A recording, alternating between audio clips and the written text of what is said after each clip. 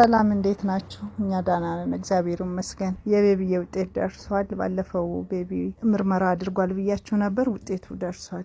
በውጤቱም የተባለው የቫይታሚን ዲ እና የካልሲየም እጥረት እንዳለው ነው የተነገረን። መድኃኒት ታዞለታል። እንዳጋጣሚ ሆኖ እናንተም በውስጥ መስመር የመከራችሁኝ እንዲህ ብታረጊ ያላችሁኝ ነገር ነበርና ፀሐይ ላይ አድርገሽ ጀርባውን በአብሽ ብትመቺ ብላችሁኝ ነበር። በሕክምናውም ደግሞ ፀሐይ እንደሚያስፈልገው ተነግሮኝ ያንን እያደረኩ ነው የምገኘው። የተባለው የቫይታሚን ዲውን በመርፌ መልኩ ወስዷል። ካልሲየሙን ደግሞ ለአንድ ወር ያክል ተበጥብጦ እንዲሰጥ ብለውኛል። እሱን እየሰጠው ነው የምገኘው። የቤቢ ሻላውጥ ያው እሱ ይሄ ብቻ መድኃኒት በቂ አይደለም። ፊዚዮቴራፒ እንደሚያስፈልግ አሁንም ተነግሮኛል። ፊዚዮቴራፒ ደግሞ በወር አንዴ የሚወስደው ፊዚዮቴራፒ ምንም ያህል ለውጥ እያመጣልኝ አይደለም። እስቲ በዚህ ሙያ ላይ ያላችሁ እባካችሁ ብትተባበሩኝና ልጄን ብታድኑልኝ፣ በተለይ ፊዚዮቴራፒ ላይ ያላችሁ ሐኪሞችን እለምናቸዋለሁ። ሌሎቻችሁንም በጣም አመሰግናለሁ። በጸሎትም መልካም ምኞት በመመኘትም ከጎኔ ለቆማችሁት ሁላችሁንም ከልብ አመሰግናለሁ።